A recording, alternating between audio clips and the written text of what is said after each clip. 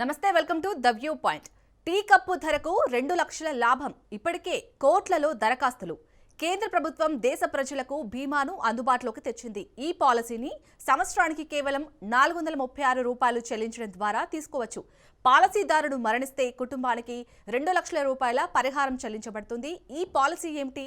ఎలా దరఖాస్తు చేసుకోవాలి?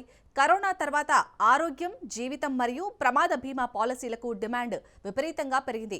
కరోనా సృష్టించిన విధ్వంసం కారణంగా ఆరోగ్యంపై దృష్టి సారించే వారి సంఖ్య పెరిగింది. దీనితో వారు తమ మరియు వారి కుటుంబ సభ్యుల సంక్షేమం కోసం ఆరోగ్యం మరియు జీవిత బీమా వంటి పాలసీలను తీసుకుంటున్నారు. దీంతో అనేక కొత్త బీమా కంపెనీలు పుట్టుకొస్తున్నాయి. వీటితో పాటు కేంద్ర ప్రభుత్వం అనేక ఆరోగ్య బీమా పథకాలను కూడా తీసుకొచ్చింది. అందులో భాగంగా ప్రధానమంత్రి జీవన్ జ్యోతి బీమా యోజన పాలసీ ఉంది. రోజుకు రూ. 2 కంటే తక్కువ ధరకు 2 లక్షల రూపాయల బీమాను అందిస్తుంది. పాలసీదారుడు ఏదైనా కారణం వల్ల మరణిస్తే కుటుంబానికి 2 లక్షల రూపాయలు లభిస్తాయి. ఈ అద్భుతమైన పాలసీ వివరాలను ఇక్కడ చూడండి. భారతదేశంలో నివసించే ప్రతి ఒక్కరూ దీనికి అర్హులు. వయసు 18 నుండి 50 సంవత్సరాల మధ్య ఉండాలి. ఎల్ఐసితో సహా అన్ని బ్యాంకులు ప్రభుత్వ అనుమతితో ఈ పాలసీని అందిస్తున్నాయి. మీరు బ్యాంకులను సంప్రదించడం ద్వారా ఈ పాలసీని తీసుకోవచ్చు. ఈ పాలసీ ఆర్థిక శాఖ ఆధ్వర్యంలో నడుస్తుంది.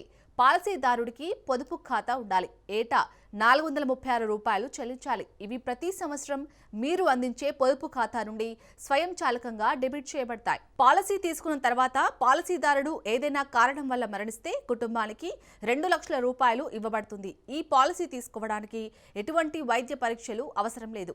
మీకు నచ్చిన బ్యాంకులకు వెళ్లి మీరు సులభంగా పాలసీని తీసుకోవచ్చు. పోస్ట్ ఆఫీసులో కూడా తీసుకోవడం సాధ్యమే. జూన్ 1 నుంచి మే 31 వరకు పాలసీ చెల్లుతుంది. జూన్ 21 తర్వాత మీ ఖాతాలో నగదు లేదా ఆటో డెబిట్ లేకపోతే పాలసీ పునరుద్ధరించబడదు. మీరు మళ్లీ పాలసీ తీసుకోవాలనుకుంటే మీరు కొత్తది తీసుకోవాలి. గత సంవత్సరంలో చెల్లించిన డబ్బు తిరిగి చెల్లించబడదు. కొత్త పాలసీ తీసుకున్న వారికి 1 నెల వేచి ఉండే కాలం ఉంటుంది. ఈ సమయంలో ప్రమాదవశాత్తు మరణించిన వారికి మాత్రమే బీమా లభిస్తుంది. ఇప్పటి వరకు 23.36 కోట్ల మంది ఈ పాలసీ కింద నమోదు చేసుకున్నారు. 9,19,896 మందికి క్లెయిమ్స్ పరిష్కరించబడ్డాయి. దీని ద్వారా పాలసీదారుల కుటుంబ సభ్యులకు 18.397 కోట్లు అందించబడ్డాయి. ఇందులో 10.66 కోట్ల మంది మహిళా లబ్ధిదారులు ఉన్నారు.